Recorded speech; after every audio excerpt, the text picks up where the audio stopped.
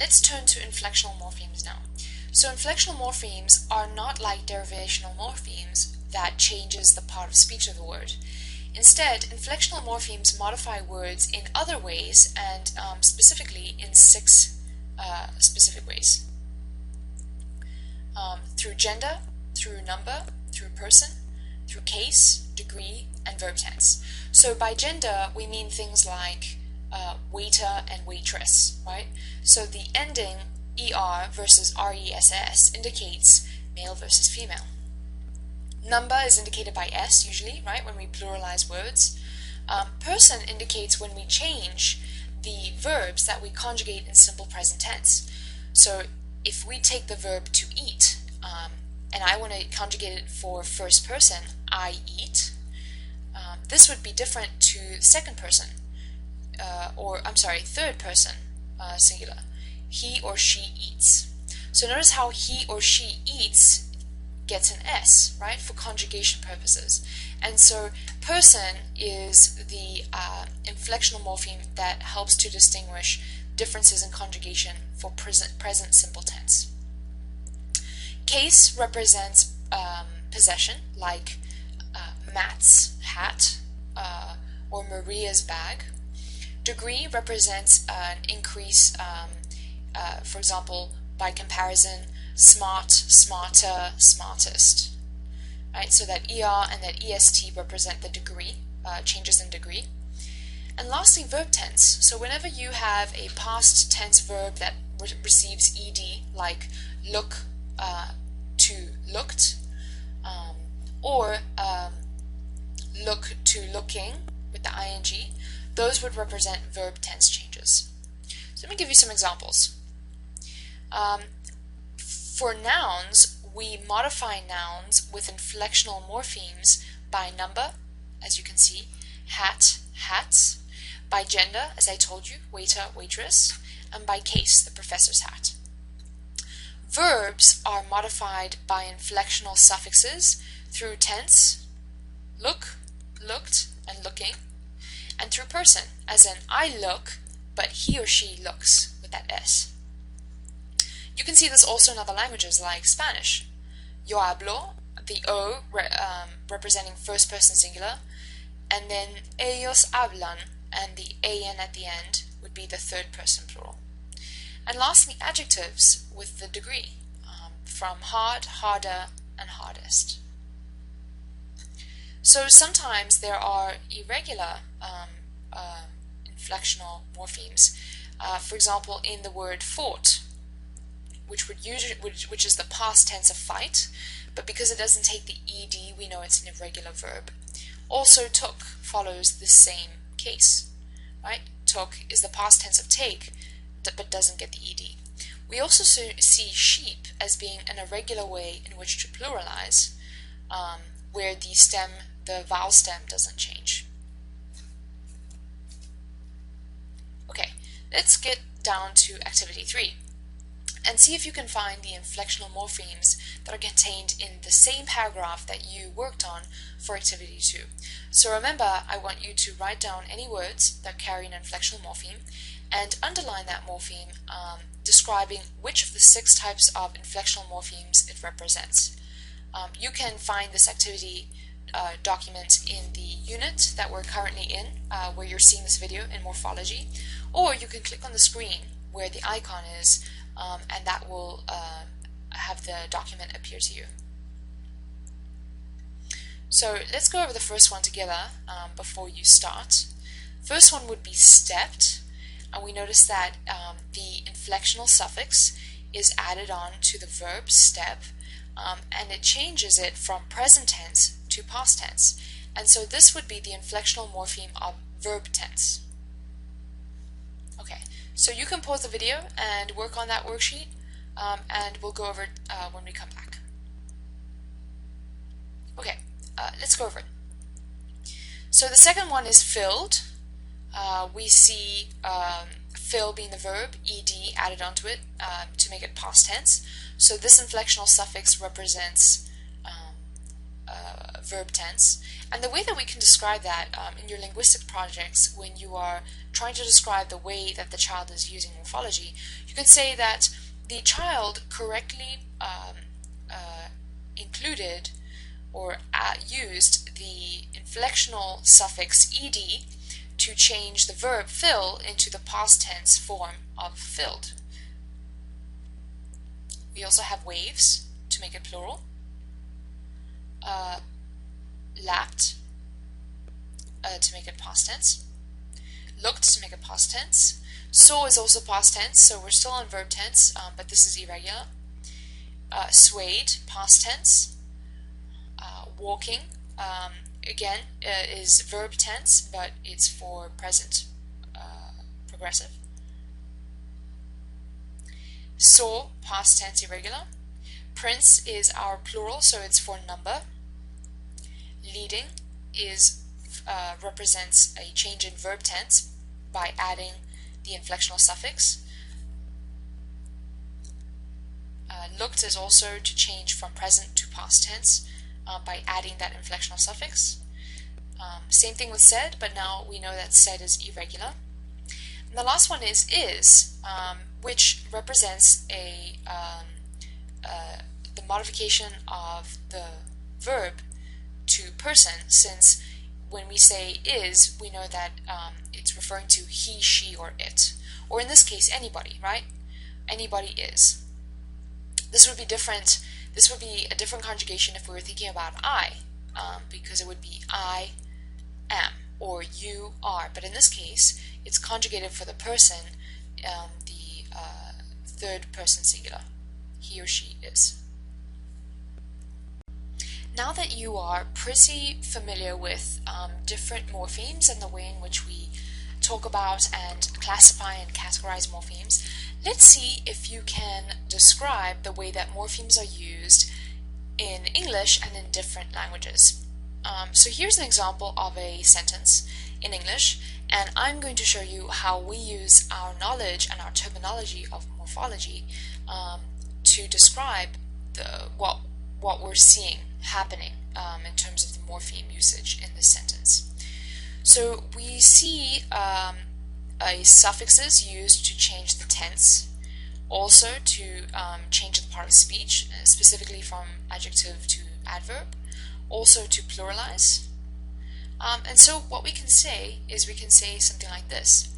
This language uses a bound inflectional morpheme to indicate simple past tense.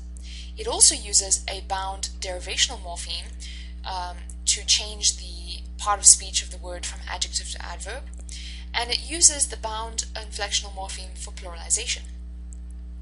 So what I'd like you to do is go through this list of sentences in different languages and try to describe the usage of morphemes in each of these sentences. Remember to apply all of your descriptive language, right? So prefix, suffix, bound, free. You can also talk about the words being simple, complex, and be sure to note whether the morpheme is derivational or inflectional. And if it's derivational, talk about what part of speech changes from what to what.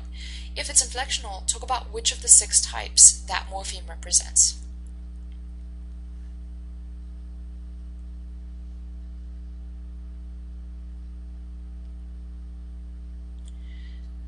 Okay, so I'm just going to show you the different sentences that I've included.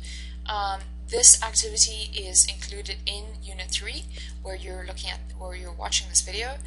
You can also get to that document by clicking the icon that is appearing on the PowerPoint at this point.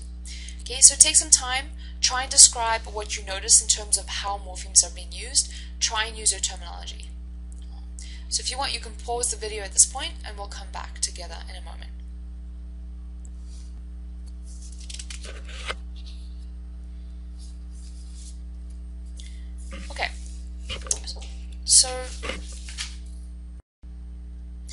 Okay, so let's go over together, and we will start with the Chinese. So we see, I eat chicken past. So what we notice is the use of a free morpheme for simple past tense. Right? See that? Notice how it's free, right? It stands by itself, so we can call that a free morpheme. Let's talk about Spanish. So here we see endings, so inflectional suffixes to denote not only masculine and feminine or gender, but also to make sure that the adjective is also modified for masculine or feminine. That's different to English, right? In English, we don't modify adjectives for male, female. We only modify nouns like waiter and waitress. Okay, and we see the same thing here.